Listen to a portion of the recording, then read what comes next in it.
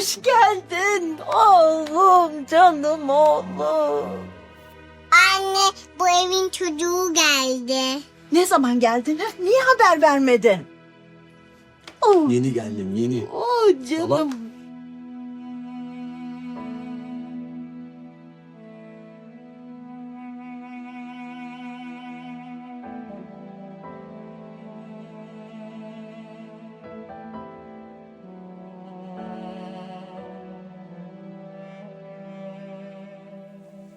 İyi ki geldin oğlum. Özledik.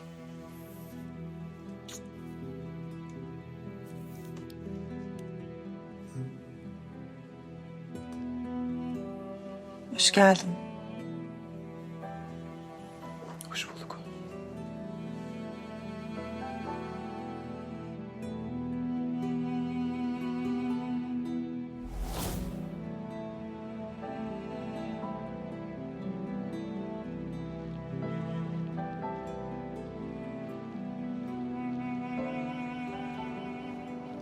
Aysel anneciğim.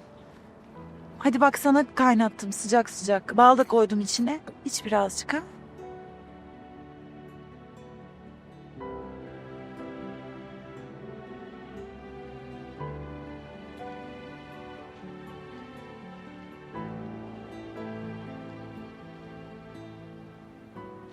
Fatoş. Hoş geldin. Hoş bulduk. Ceren nasıl? İyi. Bir şeyden haberi yok Allah'tan. Çok korktum ya psikolojisi bozulacak diye. Sen iyi misin? İyiyim işte. Atlatmaya çalışıyorum. Bulamadılar adamı değil mi? Ama Tekin bulacak merak etme. İnşallah.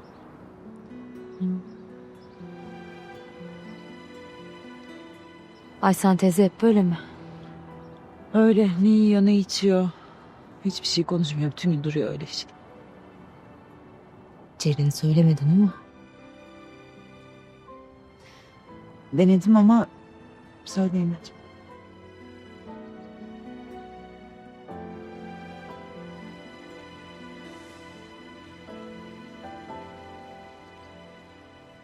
Aysen teyze merhaba.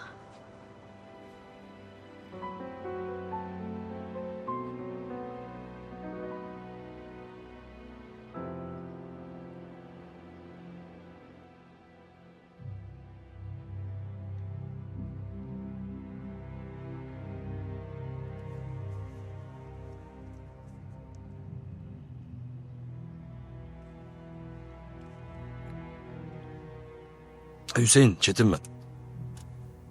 İyiyim sağ ol. Abicim benim bir eve uğraman lazım senin. Masanın üzerinde evraklar var, onu alıp getirir misin bana? Tamam.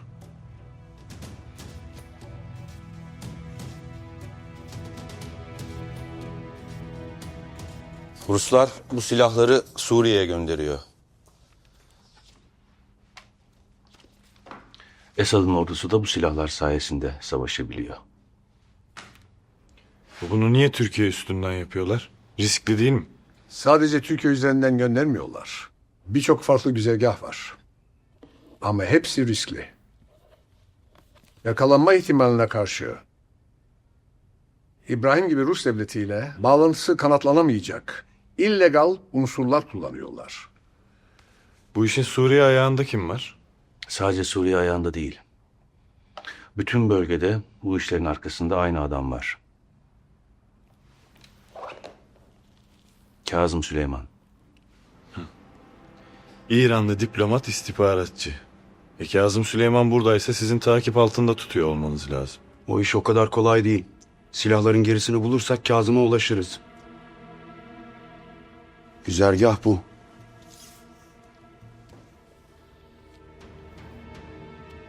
Burası. Rusların işin içinde olduğu anlaşılmasın diye önce İstanbul'a getiriyorlar. Buradan gemilere aktarıp dosdoğru Suriye'ye. Son zamanlarda sınırdan geçen tırları araştırdım. Doğu Akdeniz'de uluslararası taşımacılık yapan şirketlerle ilişkisi olanlar bunlar.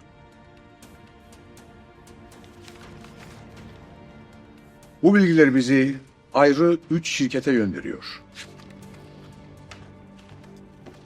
Hangisi olduklarını buluruz. Tekin. Senin niyetin ne? Sevkiyat beni ilgilendirmiyor. Ben Kazım Süleyman'ı bulacağım. O da beni İbrahim üstünden Yavuz Aslan'a götürecek. O zaman bilmen gereken bir şey var. Yavuz Aslan'ın kaçırılmasının arkasında başka şeyler var.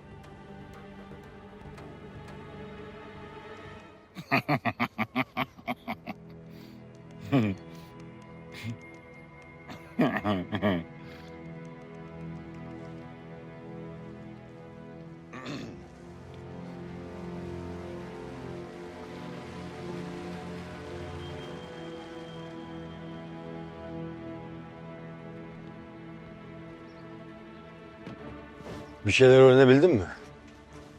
Yıllarca kendini İran'da Yavuz'un muadili olarak gördün. Demek ki seni alsalar 2 saatte öteceksin. Sevkiyat ne durumda? Merak etme, bu akşam silahlar yola çıkacak. Yavuz'la görüştükten sonra gidip kendi gözlerimle göreceğim.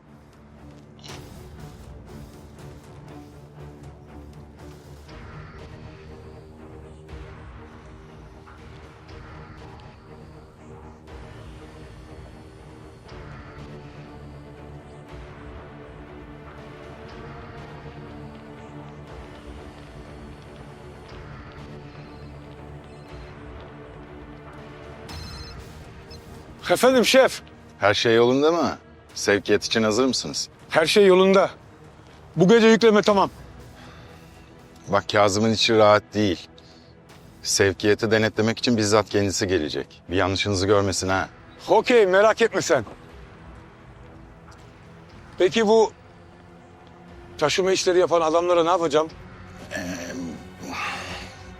Kafalarına sık denize at. Ne yapayım? Tamam, anlaşıldı.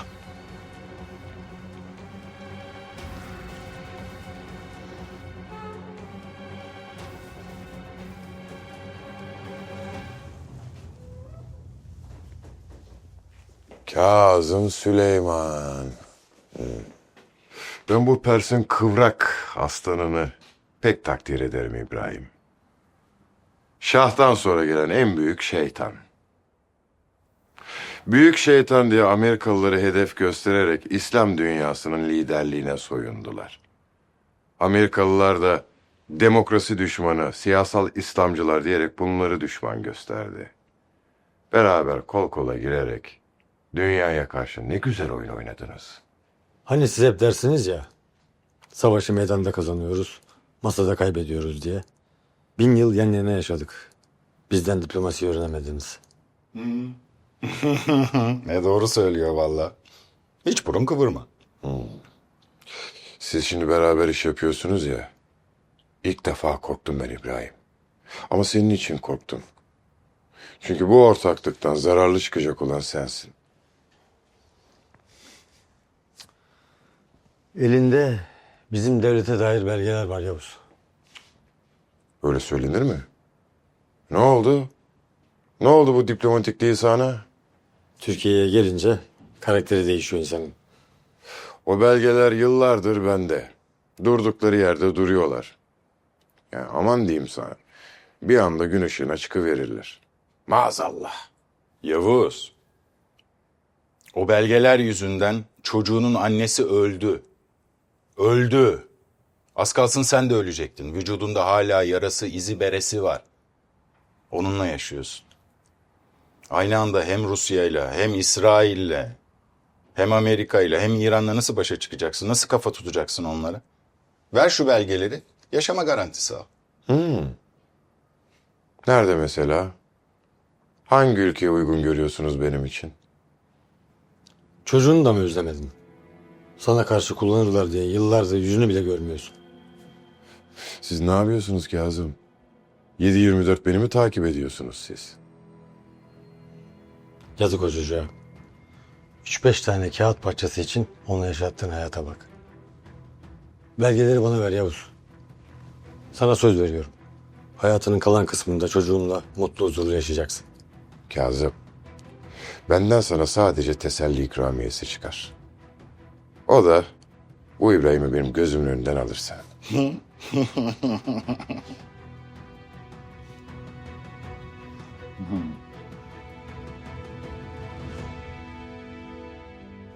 Sana bir şey soracağım ya. Abim beni kurtarmaya geldiği zaman yanında biri daha vardı. Biliyor musun sen? Yo. Abimle bayağı tartıştılar. Araları hiç yok. Oğuz da tanıyormuş hatta. Adı Serdar mıymış neymiş? Uzun boylu bir çocuk.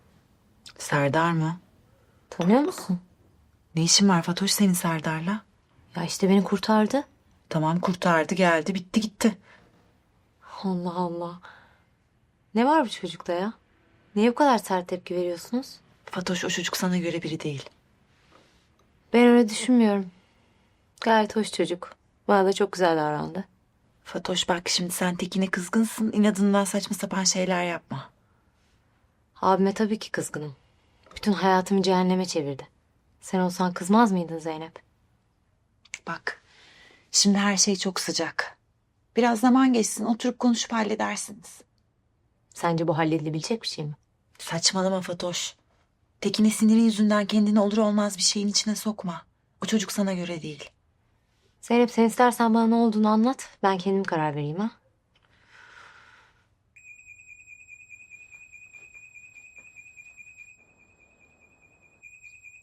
Anne bizim evin zili çalıyor. Bizim alarmı. Bizim evin alarmı. Efendim siz burada kalın biz hemen bakalım.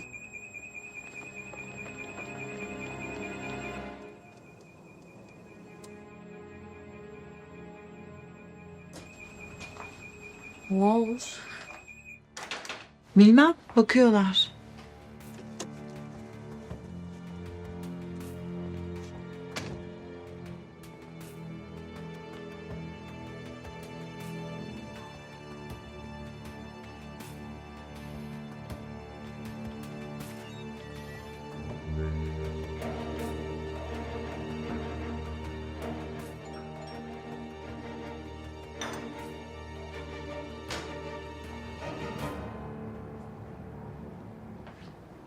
Ne işin var senin burada? Sesleri duyuyorsun. Birazdan polis gelecek. Hazır gelmişken bakarsın birdenbire ifademde değişiverir. Değilsin Çetin. Bu saatten sonra senin ne yaptığın benim hiç umurumda değil. Mehmet Rauf Bey'e güveniyorsun değil mi? Ceren'in yeğeni olduğunu biliyor. Nasıl olsa bakar diye düşünüyorsun. İfadem değişir. Sen de hapsi boylarsın. Ceren'e babaannesi bakar. O mutlu aile tablosunda senin yerin var mı sanıyorsun? Çetin ben hapse de girerim. Ceren'in babaannesi de büyütür. Hepsi olur. Ama benim kızım bir daha senin gibi bir manyakla baş başa kalmayacak. Bu kadar kendinden emin olma. Oğuz öldü. Bakarsın Mehmet Rauf Bey de birdenbire ölüverir. Oğuz'un adını bir daha sakın ağzına alma. Hayatımdan defol git istemiyorum seni anlamıyor musun ya? Hiç mi gururun yok senin? Git hayatımdan çık.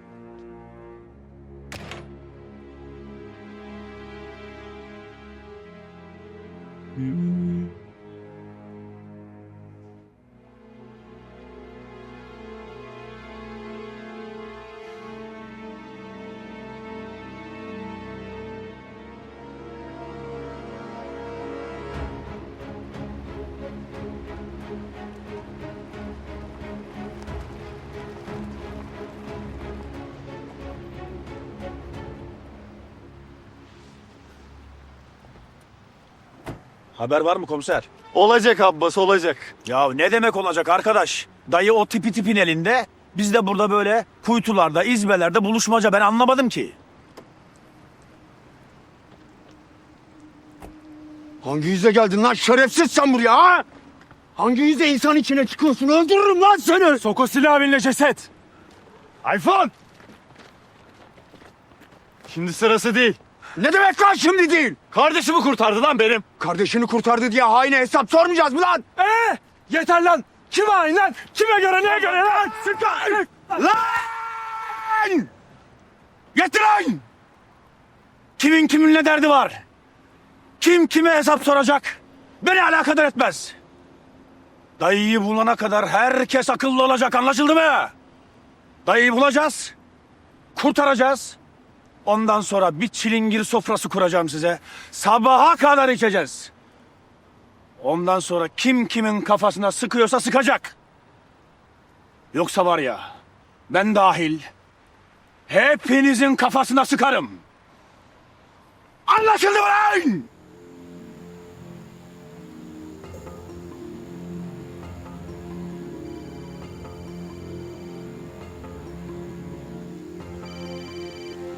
Efendim Salim abi. Anladım. Mekanı bulduk.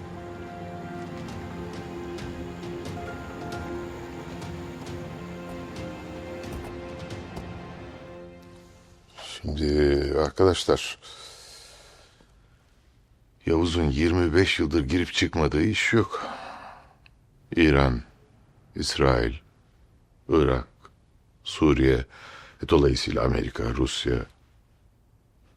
Girmediği delik, yapmadığı iş yok. Her şey olabilir. Ne istediklerini tam olarak bilemeyiz. İbrahim ve Yavuz'u birleştiren bir şey olmalı. Ne olabilir? Ne? Abi öldükten sonra Yavuz İbrahim'i Çeçenistan'a yolluyor ve onu orada harcıyor. Abisinin şaibeli ölümüyle ilgili bir şey olduğunu mu düşünüyorsun? Vallahi benim kesin bir bilgim yok. Benim böyle kulağıma gelen birkaç dedikodu var. O da o dönemler Yavuz'un ağabeyinin Amerikalılarla gerektiğinden fazla samimi olduğu yönünde. Peki Yavuz'un kendi ağabeyini öldürttüğü doğru mu? Arkadaşlar, oldukça karanlık bir dönemden söz ediyoruz. O dönemler böyle sabotajlar, suikastler, siyasi manipülasyonların yoğun olduğu bir dönem. Hala. Biz böyle akıl yürüterek Yavuz'dan ne istediklerini tam olarak öğrenemeyiz. Her şey olabilir. Şimdi savcı Yavuz'u tutuklatmak istedi. Ama bir güç ona engel oldu. Abi. Sorumuzun cevabı abi de olabilir mi? Cevabı olması da iyi bir başlangıç noktası olabilir. Şu savcıyla bir görüşelim diyorum. Peki siz savcıya onca şey yaptıktan sonra sizce savcı sizinle görüşür mü? Abi öldü. Savcı da bunu biliyor. Dosyalar artık onda değil. Meslekten atılması da an meselesi. Eğer siz araya girip ona bazı garantiler verirseniz savcı bize istediklerimizi verecektir. Tamam. Ben savcıyı çağırırım. Ona bir takım tavizler de veririm. Ama eğer adam konuşmak istemezse ileri gitmek yok. Tamam?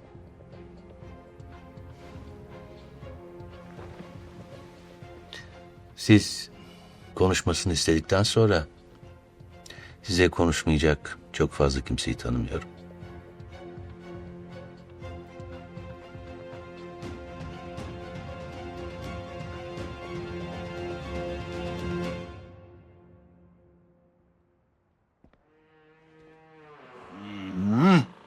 Buz gibi pide. Ye ye.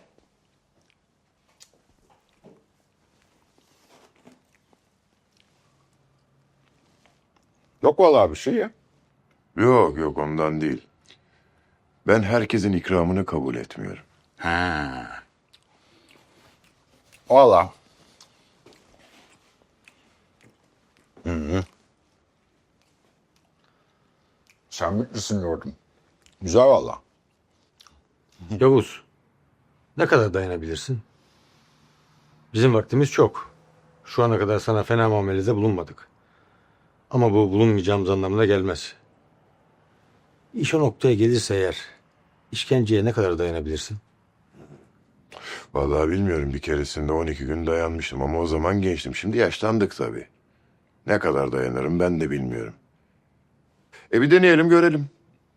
Korumak için abini öldürdüğün, kızından vazgeçtiğin o devlet var ya, seni erkenden emekli etti değil mi? Hı? Sen de hala neyi kimi koruyorsun Allah aşkına? Herkese birden kafa tutamazsın dedin ya İbrahim. O belgeler sayesinde ben işte o ülkelerin hepsini bir hizada tutuyorum. Siz Orta Doğu'yu kan gölüne çevirdiniz. Ama o kanı ülkeme taşınmasına izin vermeyeceğim ben. Valla seni gören duyan da gerçekten vatanseversin zannedecek ha Yavuz. Ya sen her şeyi kendi egon, kendin için yaptın. Adına da vatanseverlik dedin. Üstünde bir güzel paketledin. Paketin de üstüne düğme attın. O yeni yetme istihbaratçılar var ya, sen ancak onları kandırırsın bu hikayelerle. Niye İbrahim? Sen de zamanında inanmıştın. Hı? Ruslar senin aklını almadan önce bu vatan için ölmeye hazırdın. İbrahim ölmekten beter ettiler. Baksana ne hale geldi. Ya. Ha? Bizi sana aynı şeyi yapmaya zorlama. Zamanın daralıyor Yavuz. Bir işim var. Gidip halledeceğim. Döndüğümde bu tutumun devam ediyor olursa eğer seni Tahran'a naklettireceğim. Ruslar kadar olmasa da bizim hapishanelerimiz de sorgucularımız da insanı ölmekten beter etmekte fena sayılmazlar. Doğru. Hiç fena sayılmazlar. Git bakalım git. Bu gidişin dönüşü olacak mı? Sen işlerini bir hallet hani. Bir gel. Konuşuruz Kazım.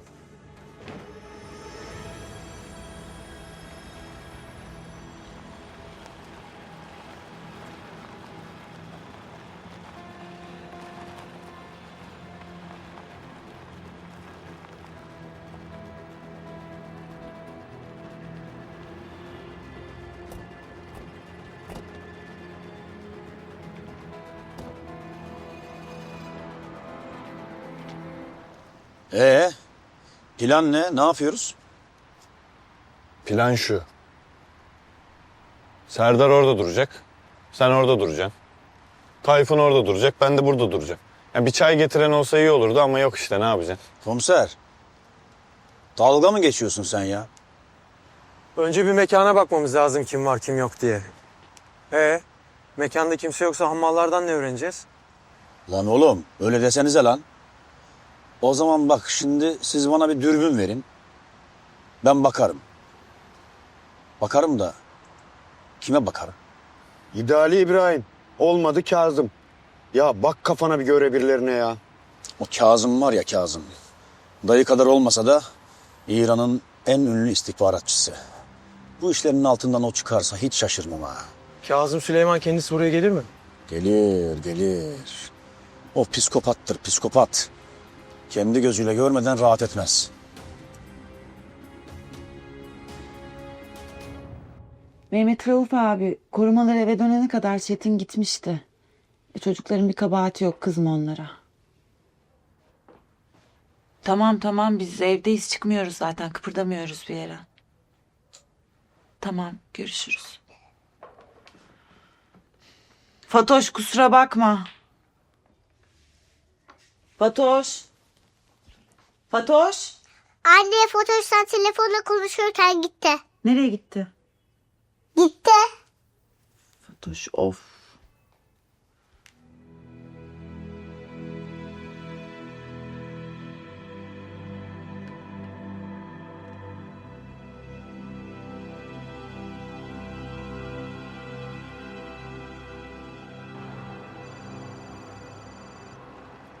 Efendim? Tekin, Fatoş'la hemen konuşman lazım. Ben Fatoş'la konuşamıyorum ki, benden atarlı bu ara. Tekin, Fatoş iyi değil. Söylediklerimi ciddiye al. Sana inadından olmayacak şeyler düşünüyor kız. Ne gibi? Vallahi bilmiyorum. Sen git konuş kardeşinle. Yanlış bir şeyler yapmadan engel ol. Tamam.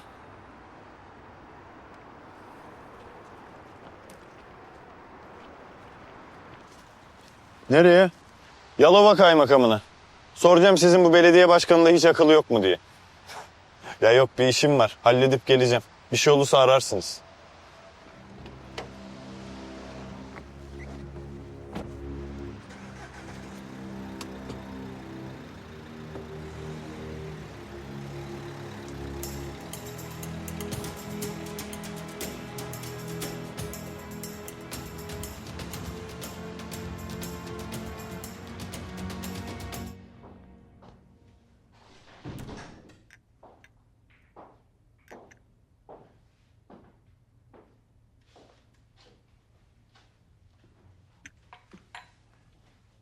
Mehmet Rauf Bey, beni çağırdığınızda yalnız görüşeceğimizi düşünmüştüm. Savcı bey, eğer ailenle ilgili konuşmayacaksan, özeline girmeyeceksen benim yanımda konuşacaksın. Söyleyeceklerini Gürkan da bilecek. Benim vaktimi boşa harcama. Yavuz'u neden izliyordunuz? Tabii ki işlediği suçlar yüzünden. Şimdi ne söyledi? Vaktimi boşa harcama. Yavuz işlediği hiçbir suçtan bir tek gün bile ceza almadı. Savcı Bey,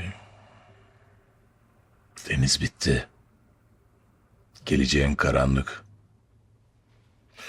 Sana yardımcı olmamızı istiyorsan sen de bize yardım et. Hı?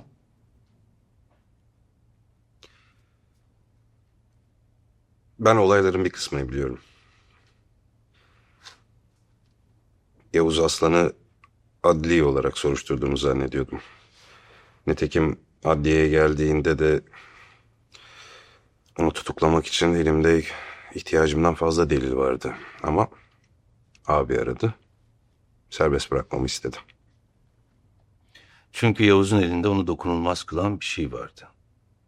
Evet. Abi bana fazla bir şey söylemedi.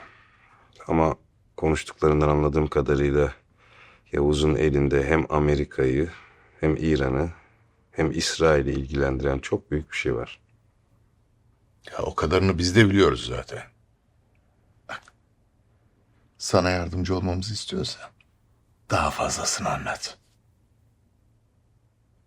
Abinin Amerikalı generalle ve Kazım Süleyman'la tek gündem Yavuz olan toplantılar yaptığını biliyorum. Abinin Yavuz'u yanına çekmeye çalışmasının asıl nedeni onun elindekine sahip olmaktı. Bize ucundan tutabileceğimiz net bir şey söyle, savcı. Ben başka bir şey bilmiyorum. Ama araştırmaya başlamanız gereken yer Yavuz'un geçmişi. O çok uzun bir geçmiş. Neresinden başlayacağız? Yavuz'un kendi abisini neden öldürttüğünü öğrenirseniz ne sakladığını da öğrenirsiniz.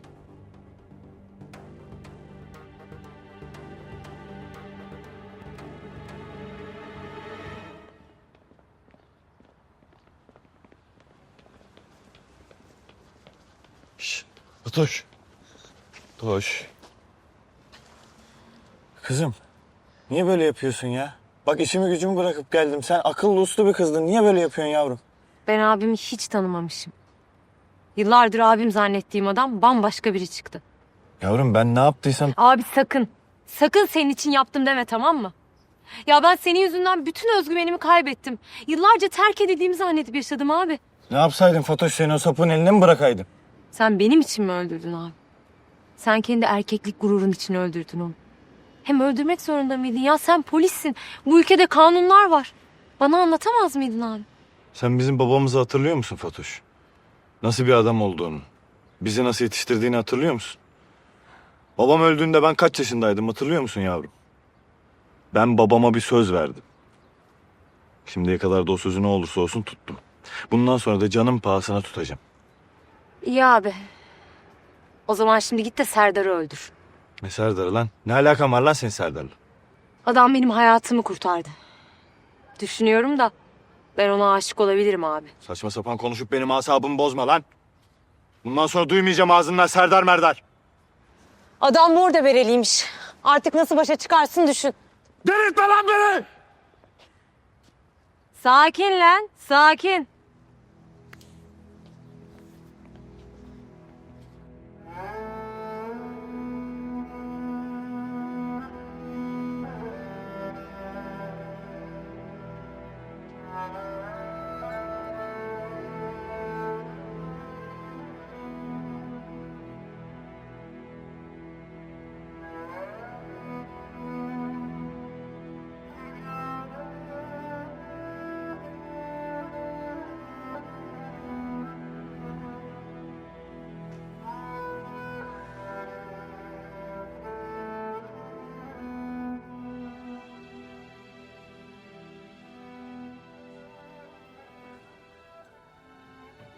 Ben hepinizden çok uzun süre çok büyük bir sır sakladım. Ama hayat beni buna mecbur etti. Yıllarca senin, İrfan babanın, Oğuz'un yüzüne her baktığımda bu yükle yaşadım.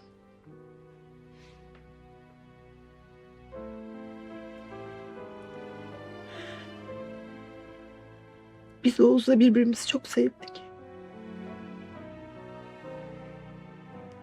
Bir ömür birlikte olmak için söz verdik birbirimize. Ardından da ölüm haberi geldi zaten. Çok zor günlerdi benim için. Nasıl yaşayacağımı, ne yapacağımı bilmez haldeydim.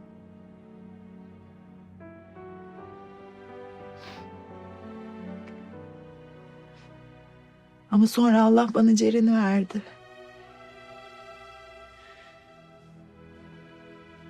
Oğuz'un bir parçası benimle hep yaşayacağı için ben de tutundum hayata.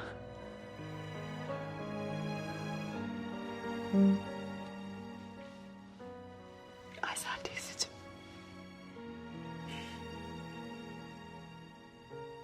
Ceren Oğuz'un kızı. Seni de torunum.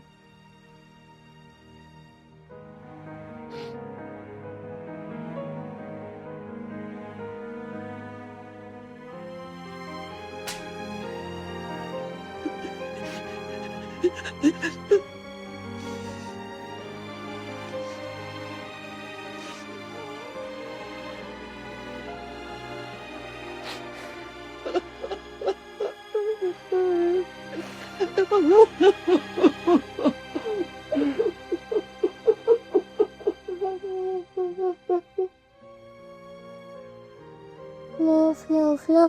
Herkesle ayakkabısı soğuk Flo. Yavrum.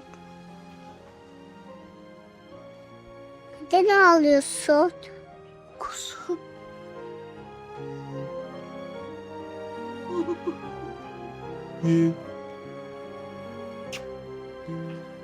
Oğuz kokulum. Bakayım sana.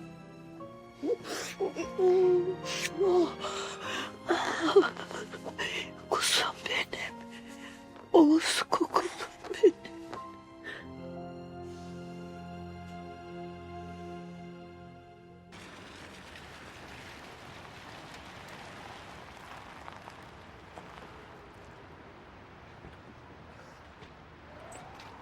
Sen gelsene lan benimle. Benimle konuşmaktan bir bıkmadınız ya. Tekin, ne oluyor ya? Bir şey yok, konuşacağız. Ben o gün hastaneden çıktıktan sonra sen Fatoş'u mu gördün? Ben görmedim, o beni gördü. O ne demek? Sen bana artist hava bastın ya, onu duymuş. Geldi bana abimle aranızda ne var diye sordu. Sen ne dedin? Ne diyeceğim? Git abine sor dedim. Bak Serdar. Yavuz Aslan Ceren'i kurtarmak için kendini feda etti. Ona bir borcum var. Ödemek için her şeyi bir kenara bıraktım. Kardeşimi kurtarmama yardım ettim. Bu iş bitene kadar sana bile karışmam. Ama mevzu kardeşim olursa Kimseyi tanımam. Senin de gözünün yaşına bakma. Ne yapacaksın komiser? Ben olsam bu kadar merak etmezdim. Ben merak ediyorum komiser. Söyle. Şimdi sen diyeceksin ki, tamam ben seni anladım. Bulaşmayacağım kardeşine diyeceksin. Paşa paşa işimizi yapacağız. Ya da diyeceksin ki ben malın önde gideneyim. Bulaşacağım kardeşine diyeceksin. Biz de sana verilen sürenin sonuna geleceğiz. Yanlış yapıyorsun Tekin. Benim senin kardeşine bir ilgim falan yok, anladın mı? Ama bu tarz şeyler bende farklı düşünceler doğurur. Beni hırslandırır. Sen yine de fazla dolaşma onun etrafında. Kardeşimin ziyaret edeceği yeterince mezar var çünkü. Şşş! Gelenler var.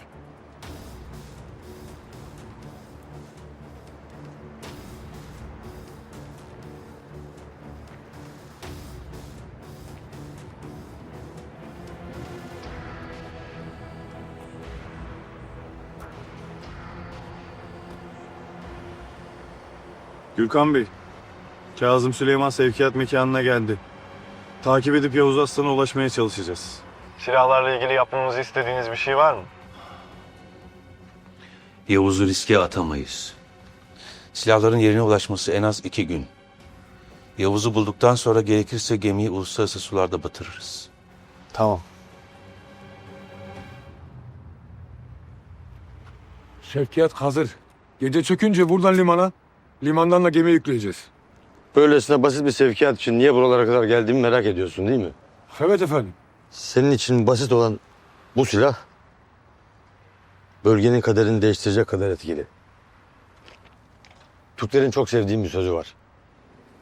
Bir mıh bir nal, bir nal bir at, bir at bir er, bir er de bir savaş kazandırır. Kolay gel.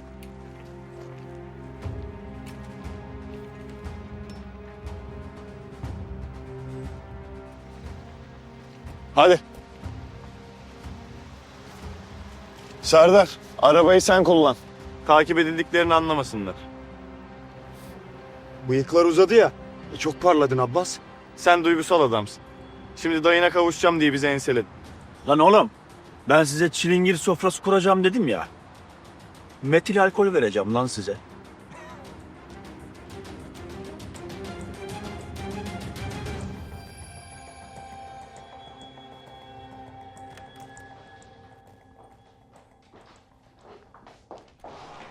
Mehmet Rauf Bey, görmeniz gereken bir şey var. Nedir? Hastanenin güvenlik kayıtlarını inceledik. İbrahim içeriden birinden yardım almış. Kimden? Maalesef yakınlarınızdan biri. Aile dostunuz.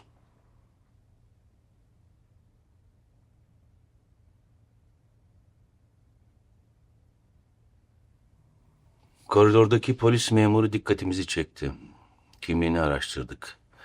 İbrahim polis kılığına girip ona yardım eden kişiyle görüşmüş.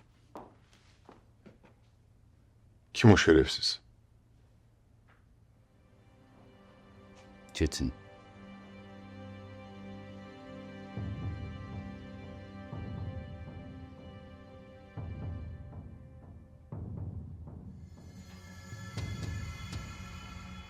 Eminsiniz.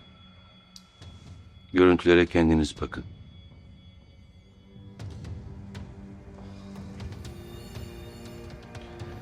Çetin sizi odadan çıkartmadan önce İbrahim'le görüşmüş. İşte burada Çetin sizi odadan çıkartıyor. Hemen arkasından İbrahim gidiyor.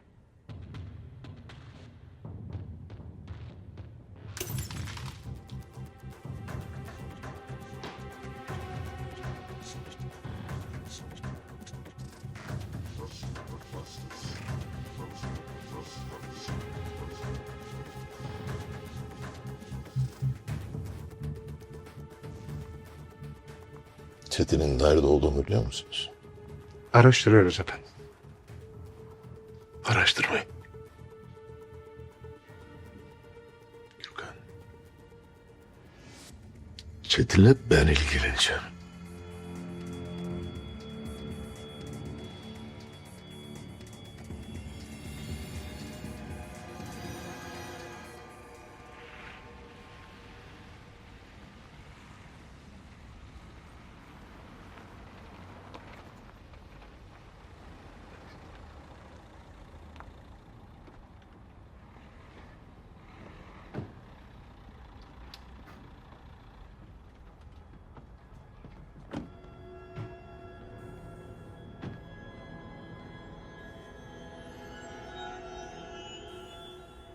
Harekete geçmeden önce Yavuz Aslan'ın içeride olduğundan emin olmamız lazım.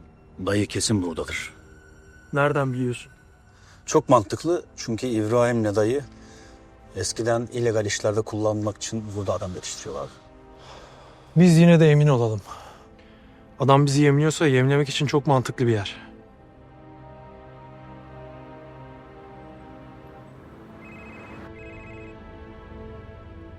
Gürkan Bey, Kazım Süleyman bizi eski bir eğitim kampına getirdi. Abbas'ın söylediğine göre yer burası. Birazdan girip almayı düşünüyorum Yavuz. Yavuz'u kurtarmayı biraz ertelemen lazım. O niye o? Yavuz'un elinde çok önemli belgeler var. Onları ele geçirmek istiyorlar. Yavuz'u o yüzden tutuyorlar. Tamam. Bir an önce girip almak daha mantıklı değil mi? Elinde her ne varsa Yavuz onu bizden de gizledi. Onu oradan çıkarırsan o belgelerin ne olduğunu asla öğrenemeyeceğiz. Üstelik ileride bir başkasının Yavuz'un elinden o belgeleri almayacağının bir garantisi de yok. Takipte kalın. Yavuz bizi muhtemelen belgelerin olduğu yere götürecektir. Gürkan Bey, içeride Yavuz'a muhtemelen işkence yapıyorlar. Tekin, karar senin. Yavuz'u şimdi kurtarırsan sadece ona olan borcunu ödeyeceksin. Ama devletin, belki de bölgenin kaderi için çok önemli olan belgeleri ele geçirmemize engel olacaksın. Top sende.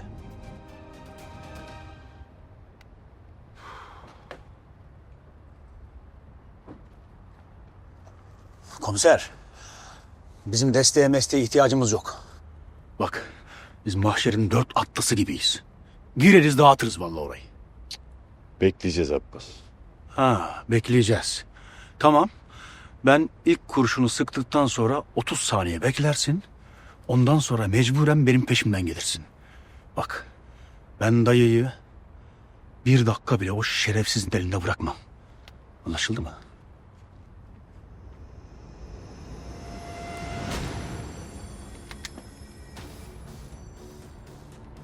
Neyin peşindesin Tekin?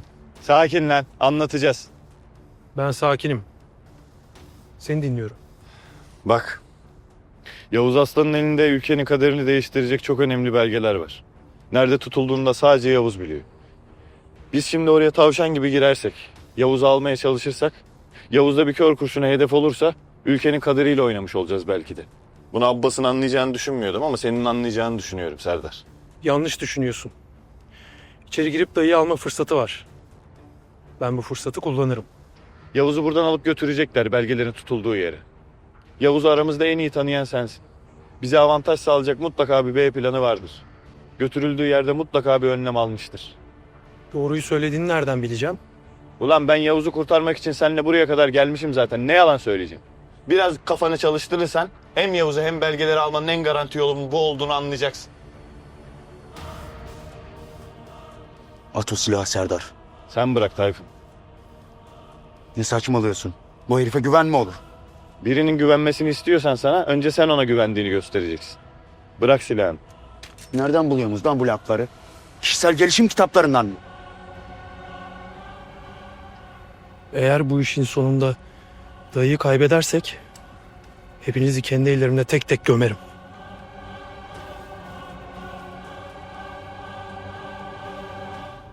Ama şimdilik dediğiniz gibi olsun.